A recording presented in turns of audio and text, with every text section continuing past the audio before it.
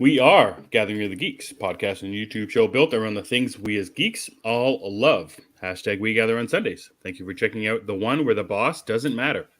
I'm one of your hosts, Emmet. I'm joined by the Ted Lasso and my coach Beard, Chris Evans. Chris, how are you? Good. How are you doing? Yeah, I'm doing pretty good. we were just joking about Curb Your Enthusiasm and I Larry understood David that Break. reference. So I didn't know how to not do it after we talked about it. Well, that's fine. Pretty good, so that's fine.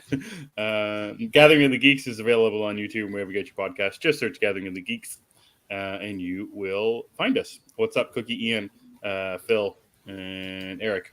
How's everybody doing on this fine Sunday evening? Chris, you ever play a video game where the boss or the final villain doesn't matter? Mm-hmm. Which ones have you played that are like that? Gears of War comes to mind. I thought the final boss in that game was a complete joke. Yeah, so I just finished beating Ganon in Breath of the Wild. And it took me 5 minutes, maybe. But everything before that feels like more or less the journey. Like you have to get so strong throughout the game that by the time you get to the final boss, you're so strong and it doesn't take that much to beat it. And I don't know if I'd ever played a game like that before. I think there's plenty of games out there where the final boss is sort of a letdown in a way. Like the last Infamous game also comes to mind. I think it's called First Light. Mm-hmm. The final boss in that was really not important also. I'm sure there's others. I can't think of one right now, though. Any other? Yeah, like I often think about big finales, and I almost think that like The Last of Us one kind of where there's not a villain, like there's not one big final zombie or whatever by the end of it. Grabs is correct. Bowser. I mean, I just had to pull a lever to make the bridge disappear. He's kind of right there. What a pushover that Bowser is. Yes, and they got me thinking about games that don't really have a main villain, which is an interesting idea too. And I wonder about if there were movies like that, where the finale or the third act isn't a big hurrah, but the first two are. You think of anything like that? Are there any movies like that? Do they structure movies like that? I don't know. No, they usually try to have like the big bad thing, but I do feel like some just fall flat. Like famously, I the Green Lantern ending to me is just terrible. I think I don't mind the movie really, but to me it seems like the ending was written by a 7-year-old who was given a green crayon. I don't like it. There's a case like that, or Mission Impossible comes to mind. The last one. I don't know. You mean Dead Reckoning part? Yes, Dead Reckoning part one. Yeah, I don't know if it really had a strong ending. It has a sequence that's cool, but I mean, the ending itself, as far as where the villain is and all that, is kind of I don't know. It's kind of strange. I think. Also, given what the villain is technically, and then we could also say Fast X. What the hell was that? So yeah, there's examples I think or even you know what, Doctor Strange: The Multiverse of Madness. That's probably a great example. Who is the villain in that? I don't know. Right. Was it Wanda? No, because we saw WandaVision and she wasn't that bad. Yeah. Yeah, Dead Reckoning, I think it's just streaming this weekend, I think. Yes. I kept meaning to watch it. I didn't get around to it, though. So it's a good time. It just, the villain is, I think I said this when it came out, it's odd. It feels like one of those, it feels like it was made 25 years ago. And the future is going to be. Yeah, right. That makes sense. It's one of those. Yeah, about AI and stuff, right? Isn't that a big part of it? Yeah. Yeah, AI is a very large part of it. Okay. and for some reason, I just don't think AI is a quality villain most of the time. Unless you're on remember the AI villain in the Batman animated series episodes? It was the big red light. Oh, yeah, that's right. Well, that wasn't OMAC, was it? OMAC? Was that their version of OMAC? I don't know. I don't remember either, but you remember the big red light thing, though. Yeah. I think they're trying to do a thing off of 2001: Space Odyssey with Hal with the the red light. I have not seen it, but it sounds great. Of course not. God damn it! It sounds great though. Yeah, that's right. Ian says Deathstroke and Batman Arkham Knight was a letdown. Oh yeah, that was not fun. I remember that. Mm-hmm. Eric says the Joker fight in Arkham Asylum was a letdown. Yeah, I can agree with that actually. That was such a weird thing when he was like the buffed up, zombified Yeah, Freakazoid Joker, and it kind of played out in Arkham City, but it was just a weird thing to see in Arkham Asylum. yeah. I don't think the Arkham City storyline was planned ahead of time. I think it was, Mm, oh well, we already did it, so I guess we'll right. do this too. Yeah. Grab says Sharon Stone is the villain in Catwoman. She's amazing. Again, whenever I read or see read Sharon Stone's name or see her, I just think of that scene from Scream. Or Mm-hmm. Matthew Lillard. She's no Sharon Stone. She's no Sharon Stone. Oh, it's Hardak, not Omac. I was close. Omac. I like Omac. Was close. Zeddy says Sasha made I can't even say that. Homemade chocolate chip cookies tonight. Well, technically her mom did, but they're so good. Just wanted Emmett to know.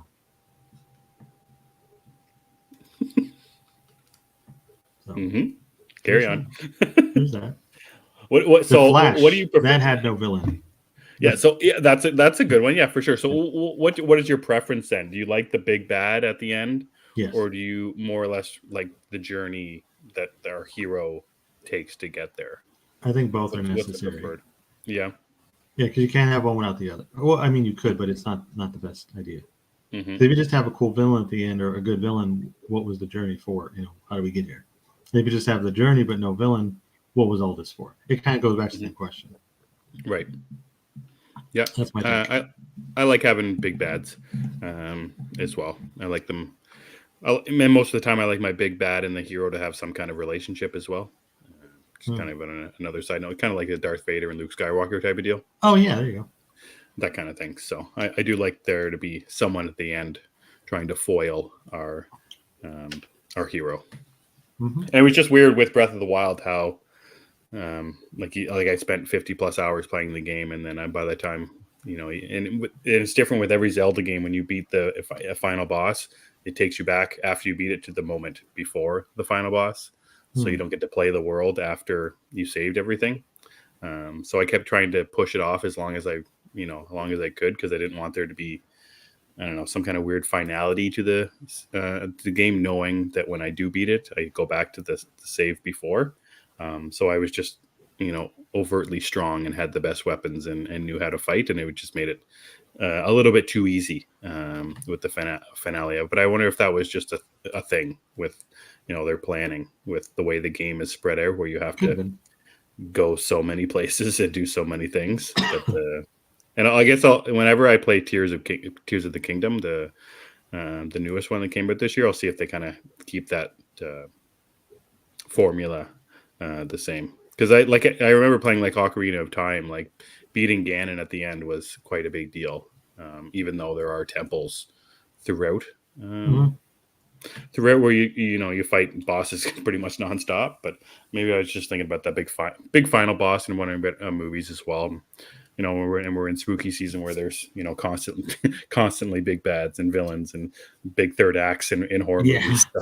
I mean, the big bad in the horror movie, the horror villain, that's what these movies are built on. They always have something to be terrified of or to fight with, or to think you murdered or not. Yeah, we behead them, and then in the next movie it wasn't really them. It just varies. That's it. It's a winning formula, from what I understand. And they keep going back to it. So just a winning formula. No doubt. Ian says Signs had the weakest villains. The alien's weakness was water on a planet that's 2/3 water. I didn't mind that, actually. I didn't really like Signs anyway, though, and that didn't help. But really? Yeah, I don't like Signs. I think it's a lot of build-up for not a lot of stuff. Mm-hmm. Which I think is the case with M. Night Shyamalan films. I was going to say that's the thing. Yeah, although I do really love The Village. I think The Village is great. Yeah, I like that one too. For sure. Mars Attacks, the weakness was country music. There's a lot of people's weakness, I think. Yeah. All right, Chris. So what'd you get up to this week? What did you read, if anything, and what did you watch? I did read stuff. Nice. I read 2 books, which is pretty good. The first book I thought so. The first book I read was I want to talk about this one specifically. It's called Knights. I'm looking for the writer because I can't remember their name right now. It's Knights number 1.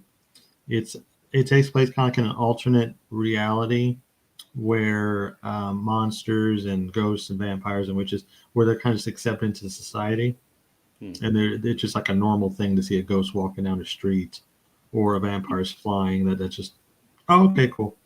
So it's pretty fun though. It's from the writer Wyatt Kennedy, who I have not heard of before. I'm just looking it up. They did Bolero from last year. Ah, okay, that explains that. Yeah, I like Bolero also. Yeah. Yeah, I should keep track of the writers' names better. Mm-hmm. But I don't know. I always forget writers. But anyway, it was really fun. It's kind of quirky, which I enjoy all the time. And the art is nice. It's not like really realistic, but it's not overly cartoony. Everybody has a good look to them. It is a little long though because the introductory issue, and Image likes to go long on those. Right. Yeah, it was like 50 pages or something. I thought I saw. Yeah. Image wanted to have that big introduction as they normally do, and to set the stage, which I think they did pretty well. The characters are all likable. It's funny. It's not really horror. I wouldn't say it's horror at all, really.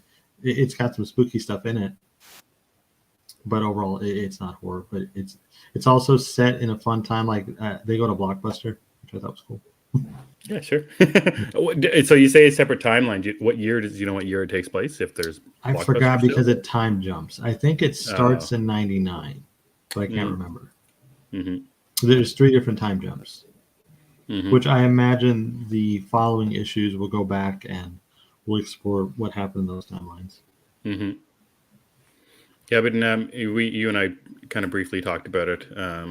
You had mentioned the kind of the musical notes. Oh yeah, and it has music throughout the issue. Different. Yeah, very different. Kind of the music plays, via musical notes and lyrics to the songs, and then at the end of the issue, there's kind of like a playlist. Well, no, it's not no. What it is, so there's a sequence where the main character is listening to music, and it shows like an animated version of the not animated, but an illustrated version of the actual album cover. Like if you play it on Spotify right now, that is what you see. So it's an illustrated version of that, and the lyrics are on top of the art. And I think at the end of the book, it did say that it was it had something. I can't remember what though. But I just kind of looked at it on Spotify. I was like, oh, this is the thing from the book. It's cool. Yeah, I've been meaning to check it out, and I hadn't looked up who the writer was until about 3 minutes ago when you were mentioning it, and I like. Well, then we both looked up at the same time. Yeah, exactly. So I'm a big fan of Bolero as well from last year, so I'll definitely give this one a shot for sure. Same kind of feel. Good. And the characters, they're all pretty different. One is a vampire girl, another's like a kid. One I believe is an assassin. There's some other stuff, but it's good. Kooky good characters. Yes, very kooky characters. Kooky is good. I like it. So I read that and really enjoyed it. It's called Knights number 1 if anybody wants to check it out. Then I did get to the Batman book I've been waiting for. The second Batman book I've been really excited about recently, which is Batman City of Madness. Monsters of Madness. Yeah, Emmet and I couldn't remember the title earlier, even though we both read it. Just because, like, when you read it, it's like, oh, there's monsters. Okay, this must be Monsters of Madness or something. But no, City of Madness from Christian Ward. And I think this is the first Christian Ward thing I've seen and read. Like, I'm familiar with his other stuff, but I don't think I read any of it. Yeah, I was going to say, I know him mostly as an artist rather than a writer. Yeah, and most because he did the art on the Two-Face One Bad Day, I think. Did he? I think so. And then he was the artist on Bloodstained Teeth, that vampire book that we both like. So I know him mostly just as an artist. I don't know much. I don't know if I've read much of his written stuff. Well, I think normally when a writer or an artist attempt to do double duty, the results are so mixed. Yeah, mixed is the right word. Yeah. Yeah, it's not the best idea. sometimes. But I believe it worked out in this case because I think the art is beautiful and the story was a fun read, although I will say there's too much in this issue. Too much going on is one of the things I let you know about. That there's just so much going on. Yeah, and you were sugarcoating it. There's a lot of stuff in this book. I think it's like 4 different stories. Yeah, but it's one book. So I don't know. There's a lot going on in it. I really love the art. I like the story. I'm not fond of. So Two-Face one of my favorites, but I don't usually like when they make him 2 separate people in one body. Right. Sometimes it just doesn't work for me. Sometimes it does. It depends on how it's presented. But in this form, it's like 2 different people, and I don't like that very much. And I think the thing at the end just is even stranger, but I'm interested. And that's where I would be at as well. With it, just very interested to see where this goes. I'm not waiting for issue 2 like I was waiting for issue 1. Oh, like you and I were very interested and excited to read this when it was first announced. I would say that I'm still interested in it, but I'm not like, oh, I got to read this as soon as it's out. So I think it was just because there's too much going on for me. It didn't hook me in a way. Aside from the art, like you're talking about, Christian Ward, I really dig his art, for sure. And I do like the inclusion of Two-Face. It seems like Christian Ward has a thing for Two-Face a little bit. If they did, I'm pretty sure they did the Batman One by Day Two-Face, which is kind of a cool thing. Two-Face kind of, and I know that Ram V did Two-Face a little bit or early on in his detective run. I'm not sure if he's still doing it or not, but it's still nice to see Two-Face. And that's an interesting idea about the Two-Face thing as well, being 2 people. Not just being Two-Face, still having that Harvey Dent mentality to him. That's an interesting thought experiment about the villain and how he's using. Last week we talked about Joker and how they're using Joker now. And I think if I remember correctly, the Rom V one kept up that dual personality thing more in the forefront as well, rather than just keeping the Two-Face villain in the forefront. So it seems like that's the kind of thing they're moving forward with Two-Face nowadays. Yeah, and more this is this thing. These 2 people, which I guess I'm gonna have to get used to it. But I do prefer when he's just one person who needs the coin to help him decide stuff. And he's crazy. I think that's the best version. The long Halloween version, essentially. That's the best. And I like that he kind of looks like Aaron Eckhart's Two-Face. That's cool. I like how they incorporated the dope drops or the drops from the Batman. They also have a character named Reeves, which is maybe a nod. I think there was another nod to one of the movies in there as well, but I can't remember what it was now. Even though I just read it before we started. But. Anyway, well, like I said, there's just so much going on, and with the Black Label issues, you get the extended, issue, so there's more pages. So there was just too much for me, and maybe that's kind of a thing where it's a 2-day read rather than a sit down and kind of binge through it a little bit. But we'll see how it all shakes out as the story unfolds.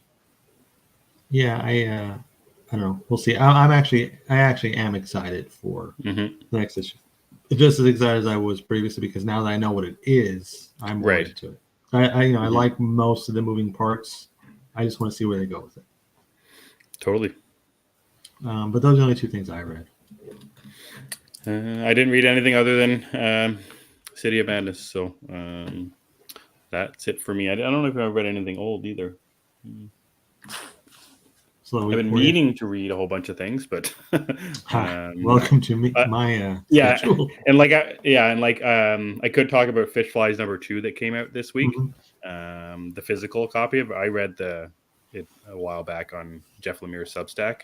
I don't have my physical copy yet. So that's kind of cool that when I got the first issue. They're a little bit bigger as well. So I'm just kind of excited to have my physical copy of Fish Flies #2. It's coming out soon. Then Fish Flies 3 is out in a few weeks. So that'll be all collected. So I'm excited to have that in physical form rather than just reading it on my iPad. But yeah, I didn't read. Yeah, that's right. Chris has been bringing me to that club for a long time. Welcome.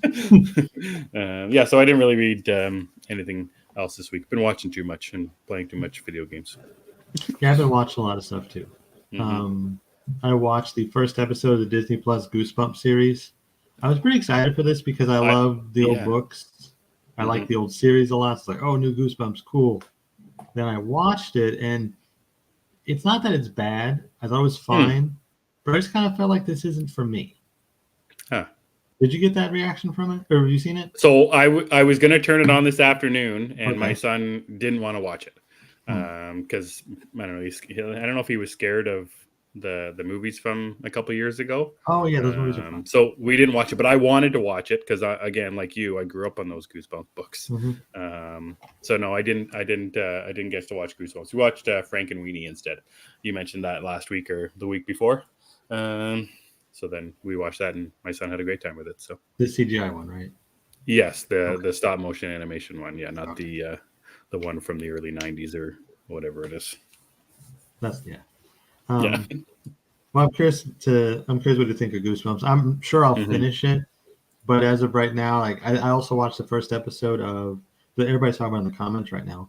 The Fall of the House of Usher. I watched the first episode of that, and that was pretty awesome. Nice. Yeah, that I will probably be watching after this. I wanted to pace myself with it, but I also just want to see what happens. It's basically a spooky Succession. Yeah, I saw you mention that. That's what which it is is. A very cool idea. And I'm trying to figure out how I want to watch it. I'm trying to figure out if I want to binge it or if I want to space it out before I start it. I'm also a little bit worried about it too. Just I'm in my own head about it, but this I don't think it's for me. I'm sure I'll finish it. This is why you only get 2 books in. It is. And it's also why I don't get to other stuff that I might enjoy more because I gotta finish it. I don't know if this is a binge show. Like I binge watched Midnight Mass for the most part. Yeah. I think I broke it up into like 2 sittings. I can't remember. But that was also something like it felt like every episode just fed into the next one, you know? Right. Yep. It was hard to put it down. That's the way Hill House was. It just each episode just led right into the next one. It was so hard not to watch them one after another. I think I want to get to those, but I probably won't anytime soon. But well, if you like Midnight Mass, you'd love Hill House. So good to know. And I also like this so far. 1 episode in, I am sold. Nice. Yeah, I'll probably start it in the next week or next couple of weeks, maybe after. I don't even know when I want to watch it. It's so surprising to me, and you know, I in something I was telling myself before this series came out. I'm like, Mike Flanagan can't keep making so many good things. Like his track record of making. That's what I mean. Like his track record of good horror material, whether it's movies or his TV shows, it's just outstanding. It's almost it's unbelievable to me that one creator, director, writer just has so many hits for me personally. Like I think Hill House and Midnight Mass are some of the best horror TV shows and some of the best TV shows I've ever seen. The movies that he's done, Hush, Gerald's Game, Dr. Sleep. It's just so good. I enjoy them so much. And by in this and how Fall of the House of Usher's basically got his, every actor and every person he's ever worked with over time. There's a lot of people kind of show. Yeah, there's like a lot of people. Like there's no side, there's no background characters. It's almost the thing where I just can't believe that he can keep up the quality after so many wins. It's nuts to me that he's just so good at what he does. I mean, I would say like there's directors and film like Martin Scorsese to me doesn't miss. Sure. There's other ones like I don't think Quentin Tarantino really misses either for me. Yeah. Tim Burton has some misses, but still. So Flanagan, I have only watched Midnight Mass and I love Dr. Sleep, so that's all I can speak of. But I've seen a lot of people who are just huge fans of everything he does. So he's doing something right. And spooky stuff is his wheelhouse. He's the king of horror. Like, he is the master of horror right now in everything. Movies, TV shows, everything. He is the self-proclaimed by myself master of horror. I would really like to see him do something for the Universal monsters. Yeah, he would be great doing like werewolf or I was thinking give him a Wolfman something like that. Yeah, because Frankenstein's taken. There's 3 Dracula things coming out at some point, at any given time. Yeah, give him the Wolfman. Cookie says, I didn't mean to binge House of Usher, but I couldn't stop. It was hard to stop, and there wasn't an episode that was too much like his series usually does to me. That's good to know, because I kind of felt like in Midnight Mass, like even though I wanted to stop it because I was like, okay, this is a lot, I couldn't. Yep. Also, Bev is the devil still. Of course she is. Zeddy says, Midnight Mass, one of the best shows of the past few years. I'm still thinking about it. Yeah, I kind of had it on as background noise recently, and I went through a couple episodes. Just amazing. Midnight Mass was phenomenal. That's an interesting idea about what Cookie's saying about how there's no episode that was too much, and I agree. In Midnight Mass, there is that episode, and it comes later in the season when they're all in the church drinking the juice. Like, that one was too much. And in Haunting of Hill House, there's the episode the broke neck lady or the crooked neck lady. That one was pretty tough. Yeah, I think it's broken neck lady or crooked neck lady. Are these 2 people? Remind me. It's one person. It's one person. Is there a broken neck and a crooked neck? What's going on? Crooked neck. Yeah. What's happening in that house? Yeah, exactly.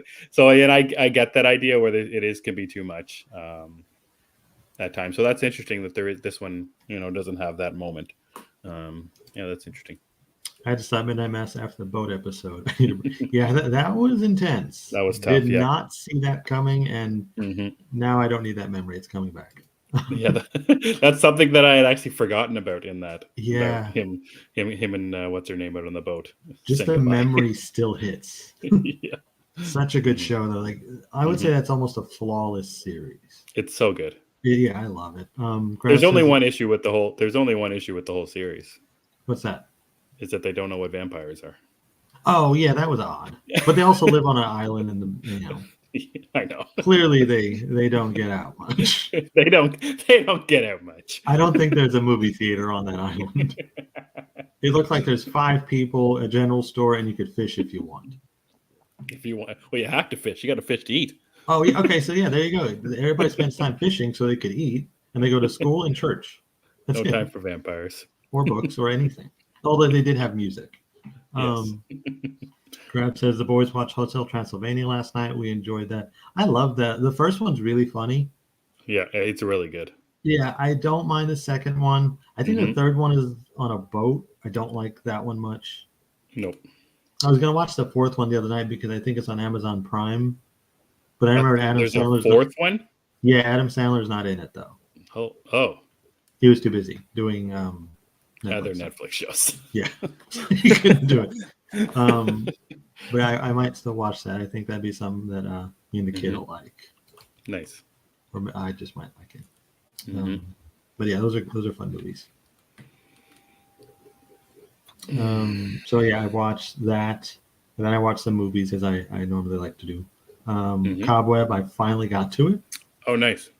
I thought it was okay. That's the case where the ending was kind of underwhelming to me. Like the whole 3rd act, it was like I just expected something more or different. I'm not sure, but it still wasn't bad. And also, like Eddie's in the comments, I know he's a big fan of this. The 90-minute movie is fantastic because even if I didn't like it, I don't care. It was 90 minutes. It's fine. But it has a lot of good stuff in it. Particularly the child actors in it are really good, which I rarely compliment very often. But there's something in the walls, right? Yeah. Yeah. There's something in the walls. And they don't hide it. So I guess because of the runtime, you don't really have time to think about it. Because within like 30 or 40 minutes, you're pretty sure you know what it is. Oh, okay. It's got some twisty stuff. I didn't realize Homelander, Anthony Starr, was in it. And he was incredibly creepy. But Lizzie Kaplan is also in it, and she caught me by surprise because I never thought of her as a creepy human until now. Oh man, she was in the second season of Castle Rock. Yeah. And she's creepy as a mother in that one. She played the young what's her name from Misery. Oh, really? What's that woman's? Yeah, what's the Kathy character's Bates. name in Misery? Well, Yeah, I but don't know the what's the? character. I don't remember. Yeah. Was Anyway, it she Annie? plays the young Kathy Bates character in Misery. Yeah, and she's creepy as a mother in that one. So Yeah, she does the creep very well. yeah, she does the She does the creep very she well. does the creep. Yes. I like that. That's good.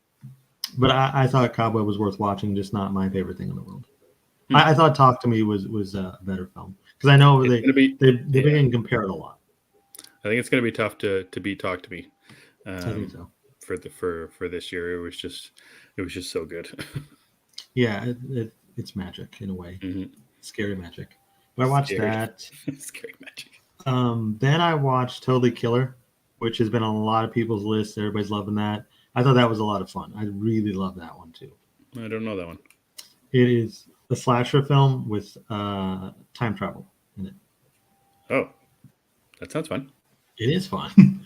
It's really fun. It's got the daughter from Mad Men. Oh yeah, Sabrina. Yeah. Oh yeah, she's also Yeah. Sabrina. Mhm. I have not seen that show, but yes, she's in that too. Mhm. She's the lead, and she goes back in time to essentially solve a murder or two. And it's got a fun cast. Not a very well-known cast, but it's got a fun cast. It's a horror movie? It's a horror movie. It's like a horror comedy. Like if you were to smash Scream with Back to the Future, that's basically what it is. Oh, be careful there. That's that's some high recommendations, sir. What's the best way I could explain it? You smash those two together, you get what you get. That's pretty good. I like that idea. Yeah, and it may not be the smartest movie, but at the same time, you're watching a slasher with time travel in it. Good to have some fun. Yeah, so I wouldn't really look for everything to make sense. If that. But it's fun. I really recommended that, or I would recommend that. Nice. The last thing I wanted to mention, I threw the poll up earlier. Yeah. I was curious, but before we get to that, Totally Killer, Back to the Future, and Happy Death Day had a baby together. Okay, Happy Death Day might be a good one too. Actually, I would say maybe that's the proper. Happy Death Day is the one when she wakes up every time she's killed. It's Groundhog Day. It's Groundhog Day. That's right. Yeah, it's like Groundhog Day, but with a killer. That does sound. I have to watch that too. That sounds like fun. I think you'll like Totally Killer. Okay. I thought it was totally what is it on? It's a Netflix one? It's on Amazon. Here it's on Amazon. I don't know what it'll be up there. I will look. Yeah. Grab says that sounds amazing because it is. It's fun. Ian says I started watching Everything Now, which has the same lead as Talk to Me. Had to drop it though, as the lead character was so annoying. What is Everything Now, Ian? Is that like a Netflix series? Let's face it, your mom was no Sharon Stone or Sharon Stone's mom or daughter. Ian says, Totally Kill was mediocre in my opinion. The time travel stuff made zero sense, and I found it very predictable. But it's a slasher with time travel. I actually didn't guess the ending either, so I think I'm just maybe don't pay that much attention. Yeah, I was gonna say something else going on. Well, I rarely guess things like that. So. I mean, I'll check that one out. And so is it a teen horror movie? Because it's got what's her name in it, or is it? Yeah, it's all teenagers, high school kids. Right. Maybe that'll be one to check out with my daughter then. Yeah, it's. I think it's a great family film. Yeah, sounds great. Everything Now is the British version of Euphoria. Oh, okay. I don't know if I would watch that. I think Euphoria is enough for me. Yeah, American Euphoria is tough enough. Yeah, it's pretty. It's pretty intense. In a way, I miss it, but then I also don't miss it at the moment. Yeah. I don't know if I need that in my life. Miss it breaking your heart nonstop. Every episode. It's like every 15 minutes. Yeah. Enough already. Leave me alone. Yeah. So yeah, the last thing I watched was I watched the Nightmare on Elm Street remake. So after I watched it, I was curious what the reviews actually looked like for it because I never really pay attention. People hate this movie. The actors hate this movie. They Like do indeed. Rooney Mara said, she almost quit acting because of this movie. Yep. It was not a good experience for her. Thomas Dekker said it's just a mess. I was like, I didn't think it was that bad. Oh, really? Yeah, I thought it was entertaining. I mean, it's I would say like Nightmare on Elm Street 4 and 5, or is it 3 and 4? I think 3 and 4 are of course much better. Even the first time a Nightmare on Elm Street movie is much better. But I still thought it was entertaining, and I like Jackie Earle Haley as Freddy. Right. And I read that that's actually what Wes Craven, the look of this Freddy, that's what Wes Craven wanted for the original film. But I guess it wasn't possible. It's terrible. See? Also, I don't, as of before we started, I don't think anybody voted that they liked it in the poll. I remember watching it in theaters, and I just remember not liking it. Yeah.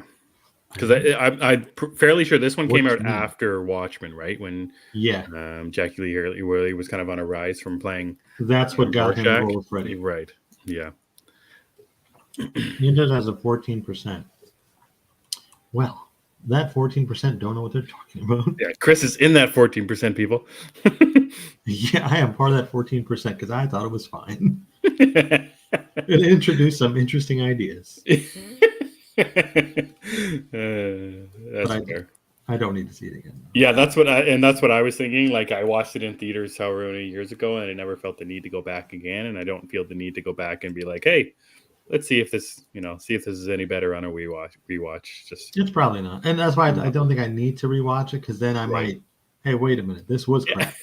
Yeah, just stay with enjoying it. Like, I'd rather watch a movie at once and say, hey, I liked it, and then never watch it again. Yeah, I do that all the time. Yeah. This is one of those. That was fine. Done. Yeah. Whenever I want to watch a Freddy thing, I've got 1, 3, 4, or New Nightmare. I'm happy. Yeah, New Nightmare, exactly. Or Freddy versus Jason. We're good with all those. But it wasn't bad. I wonder if it's time for. You think it's time for that to get another go around? Yeah, probably. I mean, Jason has the TV series and movie coming. Michael Myers now has a TV series for whatever reason, any movie coming. Chucky has a series, so why not? Plus, we saw that new Hellraiser last year. That was good. Yeah, it seems like Freddy's about time to have a re-go. I think it'd be interesting. The problem with Freddy, though, compared to the other movie monsters, is he has a personality, whereas like Michael Myers is literally the shape. Yeah. Jason Voorhees is a mindless monster. Yeah, he's just a brute. That's why they had problems with the Chucky remake, because people didn't like. Well, first of all, he wasn't a possessed doll; he was a bad programming problem, and also a lot of people did have an issue with Mark Hamill as the voice of Chucky. People always got a problem about something. No, opinions. Like Cookie says, like what you like, or don't like what you don't like. However that would go. The opposite. Whichever way you want. Yeah. Guys, if I watch Time on Elm Street, I always end up wanting to play D&D. Why? Whichever sequel that is. Was that in one of the sequels? I don't know. I've seen one, and I can't remember. And the one with, oh shoot, maybe it's 3 or 4. I can't remember now. We watched them. You and I, you and I were talking about it. We were watching them kind of. I think it was a couple of years ago, or maybe it might have been last year. We were kind of. No, it was a couple years ago. Yeah, because last year I did the Halloween movies. Right. This year has just been random stuff. Yeah, that's the way I was kind of. Yeah, and that was my plan to start. Kind of just watching randoms, but now we've been watching. Sequels, or the first and the sequel, or groups of movies together, and that's going to be my plan going forward, is groups of movies, sequels and the originals. So does that mean you're going to watch the Dracula 2000 trilogy? I didn't know it was a trilogy. Is it really a trilogy? It's a trilogy, yes. Oh my gosh. 1 is good, 2 is bad, 3 is god awful. Yeah. There's escalation lessons then. Or they didn't learn any lessons. No, all the wrong lessons. All the wrong lessons. That's right. But that's I watched that. You mentioned it last week. I think of that Haunted Mansion. on Disney. That's a great time. My wife watched it. My son watched it. It was just a lot of fun. Good, family horror or haunting-ish stuff. But today I wanted to watch the Muppet one. I should have, damn it. Yeah, so I had a great time. I thought the visuals were kind of fun and cool with the ghosts, with the Top Hat Man or whatever his name was, Mad Top Hat or. Talking about the villain? Something. Yeah, what's his name? The Hatbox Ghost. Hatbox, that's it. Hatbox guy. Yeah, so I liked all that. The cast of characters was, pretty wild and crazy. Seeing Danny DeVito being a comedic physical gag character. He literally is a physical gag in that movie. Yeah, yeah, which is kind of fun. And you mentioned it talking about Lakeith Stanfield. How he's a great actor, but it was kind of different seeing him in this role. Yeah, it was a lot. Having seen him in Get Out, and I can't remember that. Oh shoot, the one with the Black Panthers, Judas and the Black Messiah. Yeah, Judas and the Black Messiah. Seeing him in that, it's like, whoa, like he's taking some, he's taking a break for a while, and that's good. Taking a break from some heavy stuff and doing. He's so good in the heavy stuff, though. Yeah, he's incredible. Yeah. So that was kind of cool. So yeah, I had a great time with Haunted Mansion. Did you see the Eddie Murphy one? It's been a long time, but I've seen it. Okay. Yeah, so I don't feel the need to go back and watch that one just because this one seems so good. I would say it's 3 of them now, though. There's 3 of them? Well, the Eddie Murphy one, the Muppet one, and this one. I thought the Muppet thing was just like a short. Oh, I don't know. I just saw it on Disney Plus today when I was looking for Frankenweenie. Oh, and I'll have to check that out too. I thought it was just a short kind of thing. Yeah, it's interesting though. Disney just is hell bent on making movies out of rides when only one really worked. Yeah. And the reason I think that Pirates of the Caribbean worked was mostly because of Johnny Depp, and you can make any story with pirates. Yeah. It's pretty easy. Yeah. Whereas it's like Haunted Mansion, it's the house. You have to use the house. And what do you do with that without making Casper or the Amityville Horror? Where is the middle ground? I guess this is the middle ground. One of the other things I like about the Haunted Mansion was just like the emotional beats to it as well. Like the stuff with Lakeith and his fiance or wife. How all that stuff all played out by the end of the story. So I thought that was great. So I'm glad you watched it and told me it was good. So then I watched it as well. The other things that I watched this week were I watched Scream 1, 2, 3, 4. Oh, I like that. Which was good fun. The first one, obviously, there's no denying, I think, how great it is. It's still great even after so many watches and having know everything about the story, and we're quoting lines in the comments here about the movie. But 2 and 3 are I did not enjoy them at all. Okay. I'd seen them before, not in a long time, but they were just not good. I don't think. I thought the humor that they tried to introduce into 2 and 3 were not good. I thought the third act of 2 was not good. I thought Timothy Olyphant's Mickey was not doing it for me at all. And what's her name? Billy Loomis's mom. No, thank you. You mean Sheldon Cooper's mom? Yeah, that's right. And then 3. So I thought 3 was 2 before I watched it. I thought the movie thing, the movie meta thing was in 2. So that was kind of fun. But yeah, again, the weird humor and characters that they tried to introduce from stuff that works so well in the first movie with Randy and what's his name, Matthew Lillard's character, Stu. That the humor there works so well, but the stuff in 2 and 3 just didn't work for me at all. And I hadn't seen 4 in such a long time. I think I'd only seen it once, so I barely remembered who the killers were. And I had a great time with 4. I thought it was really, really well done for lots of reasons. I talked about how the third act of number 2 I didn't enjoy, but I thought the third act of 4 was quite good, with the realization about who the killer was and what happened to both of the killers with what's his name, Culkin. And I then forget the which one. kind of Rory Rory? Culkin. Okay. Yeah, that's Rory. I know it's not can't say Succession Rory. Culkin. No, it's not Succession Culkin. That's right. That's the best Um, Culkin. yeah, and then how the ending of it, where it goes to the hospital. I thought that was a little bit different as well. How they kind of changed the formula, kind of the idea of those movies. But I'm not sure if I want to watch 5 and 6. Oh. I don't, and I can't remember if I think we did talk about 6. And I don't know how I felt about it then, but I don't know if I like 6 as much. I know I really liked 5. But there was something about 6 that felt a little bit too predictable for me. I can't remember what I talked about then, so I don't want to say, two different Perhaps things he's about right. it. Well, that Go to 4 white stuff. He's right. yeah, because I'm just gonna keep moving on. I'm gonna Well, that's how just you don't get just to move any on to books. If something else. you have to do it so you That's don't right. get to any books. That's right. But yeah, it's pretty crazy, how the Scream franchise, the Saw franchise, these big franchises and their numbers and how even in the movie they're talking about how these, the franchises never ends. They just make, they're Stab 7 or whatever in them. It seems crazy to me that they just continually make these movies.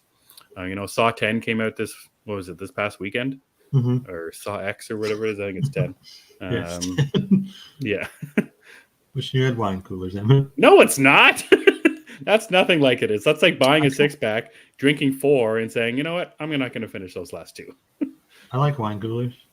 There's nothing wrong with wine coolers. Just enjoy your wine coolers.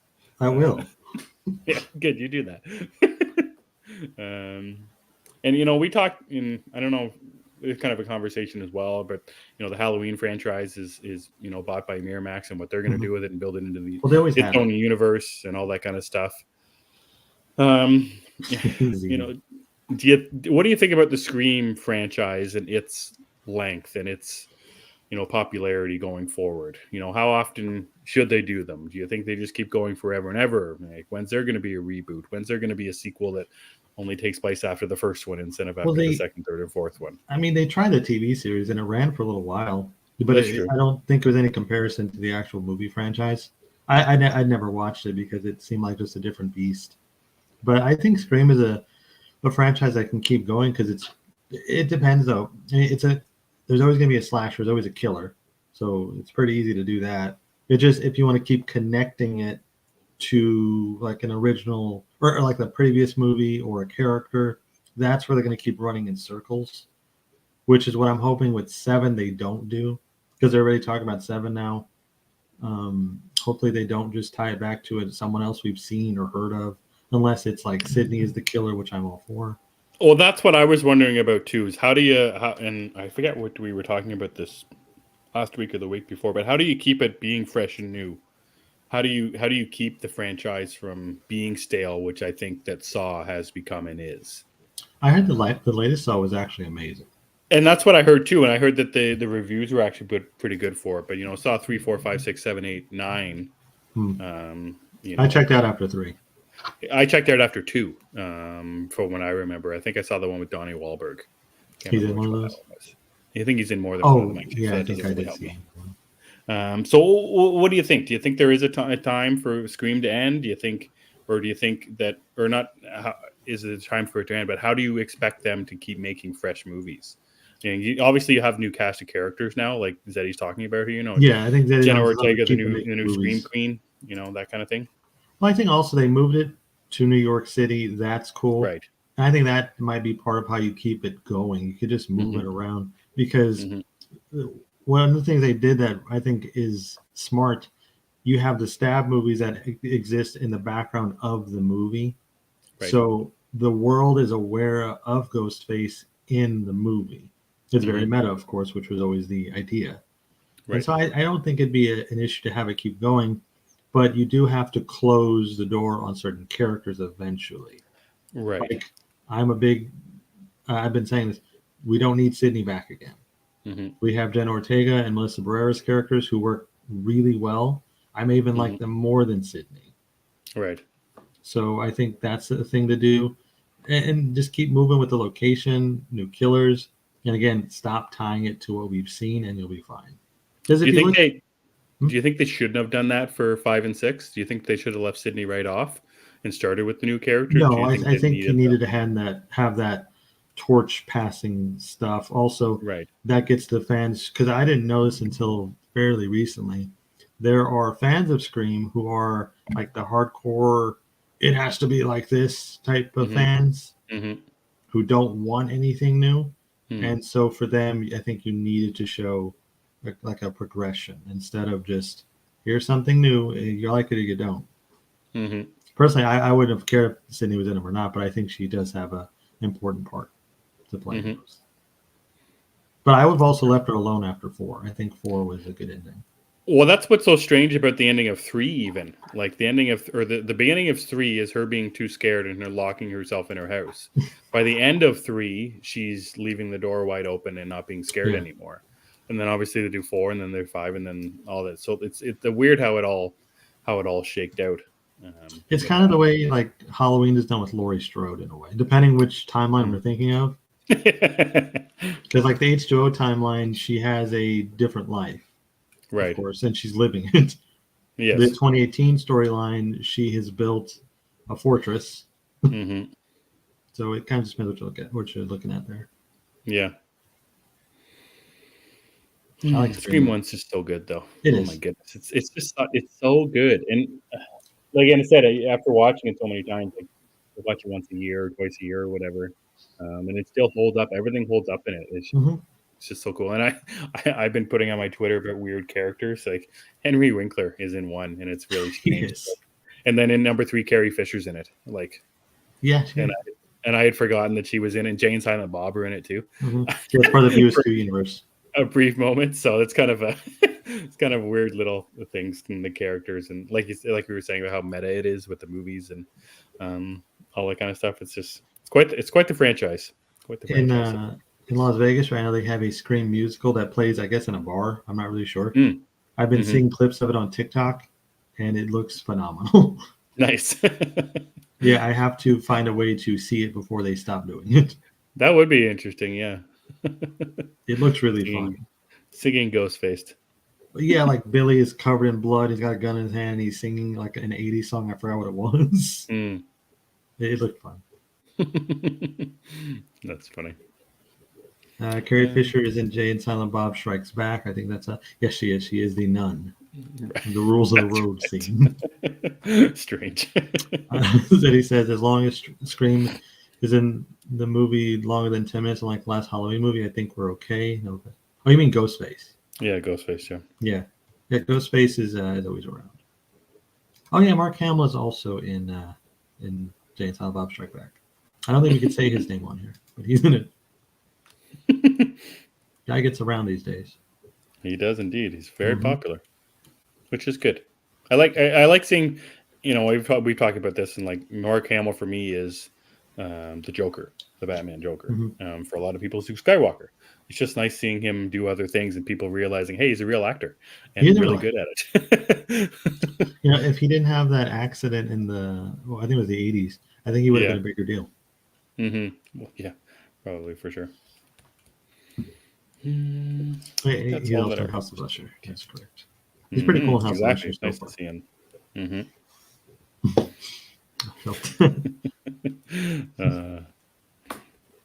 Yeah, so I think that's all that I watched this week. If you're not watching Gen V, Chris, make sure you watch it. You said you were gonna. You should do it.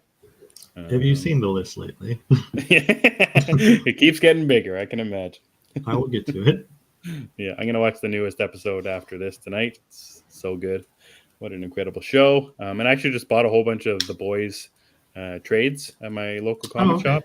I bought 1 through 9 plus 11.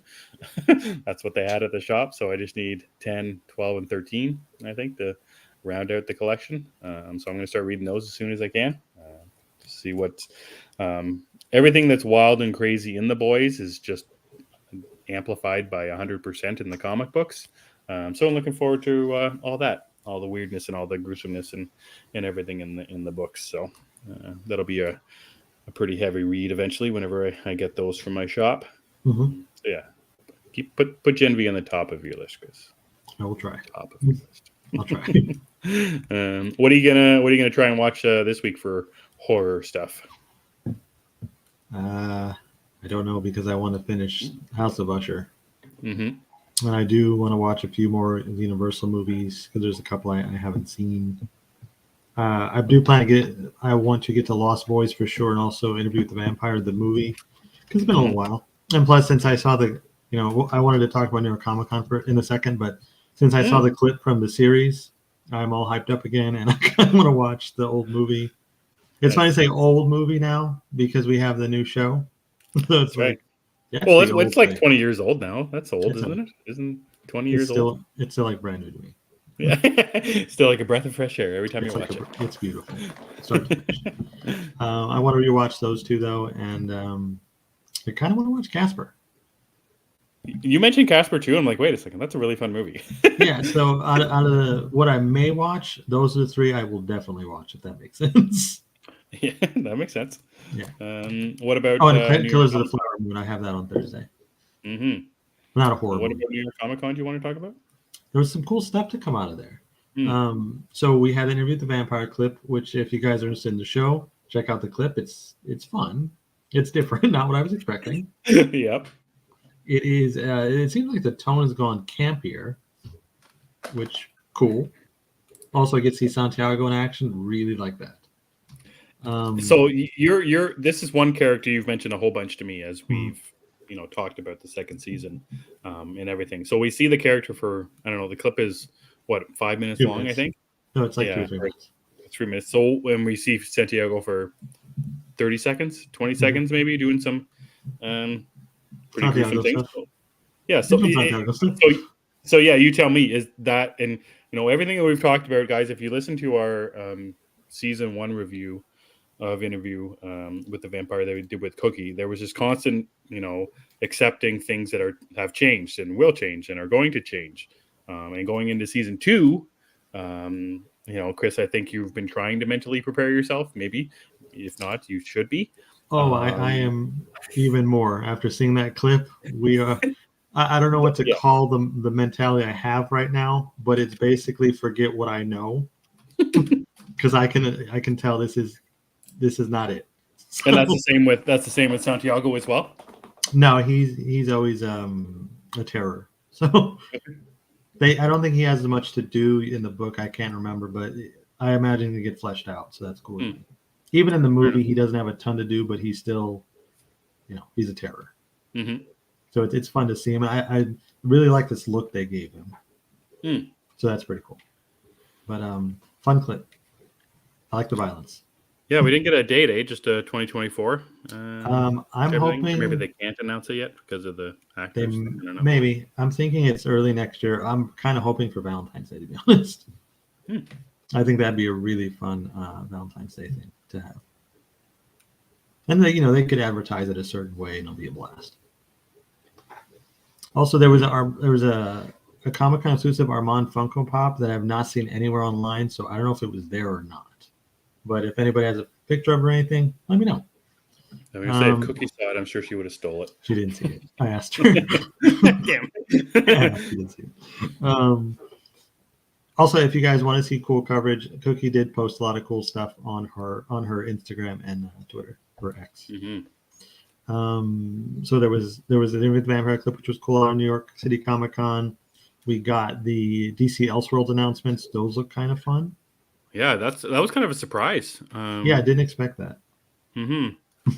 The Valentine's Day release would be adorable. I agree.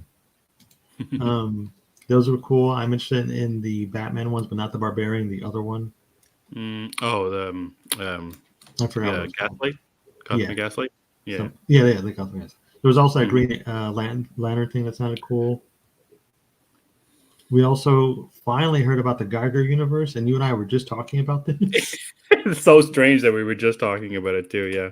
Yeah, we were just talking about it, so that was cool that they announced that.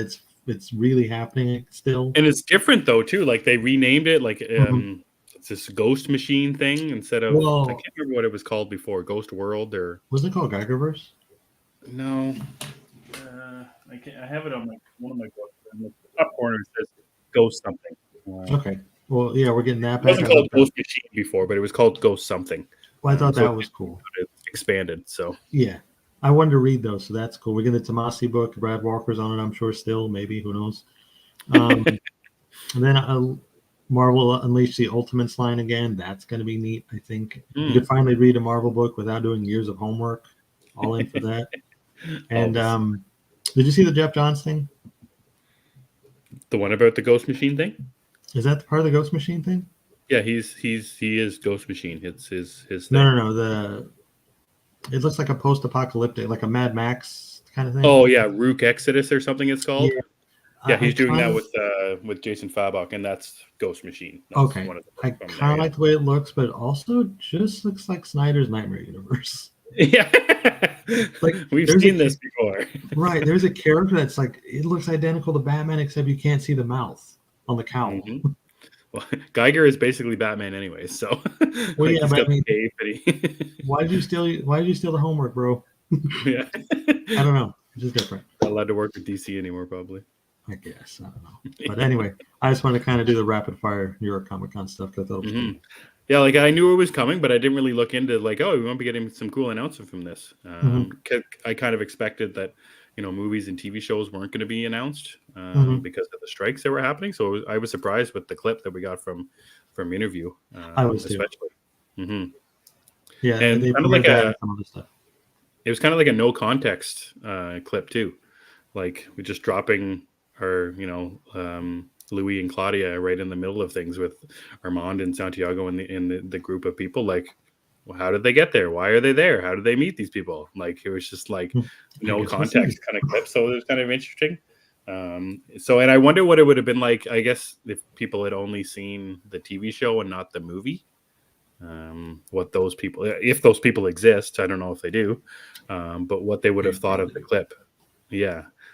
With no context about who any of these people are. Well, I mean, even having I know the other stuff, and I'm still like, what is this? Yeah, exactly. I don't think there was any more context without showing like a full 10-minute thing. You weren't going to get the proper context. Mm-hmm. Yeah, and you're like the weird Lestat Latisse instantly ends the clip, and so it's going to be interesting how it all shakes out and how much they really do mess with your head, Chris, because I look forward to it. Yeah, me too. Great. Me too. Yeah, so I'm going to watch The Shining and Doctor Sleep this week. You don't like The Shining. I love The Shining. I would like to rewatch it before Halloween, so I probably will. And I only have seen Doctor Sleep once. I saw it in theaters. And it was one of those movies that led up to my to the demise of theaters in the world of Emmet, because the movie is just so long and it was just tough for me to watch it in theaters. So I'm looking forward to watching that one again. Because that, like when we were talking about Mike Flanagan about all the things that he hasn't missed on, for me at the time, that was something that felt like a miss for me. But I haven't watched it since, so I'm excited to watch that at home. And I can only assume, just realize that it's very, very good. And I was just scarred by the theater experience. He said that's an excellent double feature. I would say that is too, even though I don't really love The Shining, but I think I'm going to do the same. But I might watch the director's cut of Doctor Sleep. Yeah, and that's what I'm going to get to as well. And like I read the books back to back. When Doctor Sleep came out, I read The Shining before it, having not read it before. And that was just very enjoyable as well. Obviously, the differences from the Shining book to the Shining novel, and then how the Doctor Sleep kind of the movies in particular blends those things together and makes it so you can do both. So that's the two things that I want to watch this week. And my daughter wants to watch Skinamarink. I've heard of it and not seen it. I haven't heard about that one. I never really heard about it. So I think we're going to check that out this week as well. Yeah. Other than that, Chris, anything else you want to talk about? If not, hit us up with some plugs. We're going to plug two things, and then we'll get to our plugs. So Zeddy said, selfless plug, this week's V39 is going to be a banger. Hint, and he's got bat emojis. I guess they're talking about Batman. I don't know. I guess. Yeah. I guess. They talked about Superman last week, so maybe they got to do Batman this week. Grabs and our buddy Comic Guy Steve, or he's not Comic Guy Steve now. I forget what his thing is. Midlife Vices, Steve. Oh, Midlife. Okay. So tomorrow, Midlife Vices is doing their live stream where they're going to eat more hot sauce. I'm pretty excited. You guys should also check that out. And give Midlife Vices a follow if you don't already. Mm-hmm. As far as our own plugs, you guys can follow me on Twitter at thatchris70 if that's your thing. You could also follow the show I do with my buddies Phil Walsh and Anthony Caruso at DC Unlimited Pod. And as always, I'd love it if you guys would follow this show at G of the Geeks. You're the Hangover trio now. That's what you guys are. I guess. You can follow me on Twitter at EmmettDavis7. Gathering of the Geeks is available on YouTube and wherever you get your fine podcasts. Just search Gathering of the Geeks and you will find us there. Thanks to Zeddy, Eric, Grabs, Cookie, Ian, Phil. Thanks for watching, guys. As you guys do, our main crew every Sunday. And we'll check you out next week. Where Chris, are we doing? Is it 75 next week?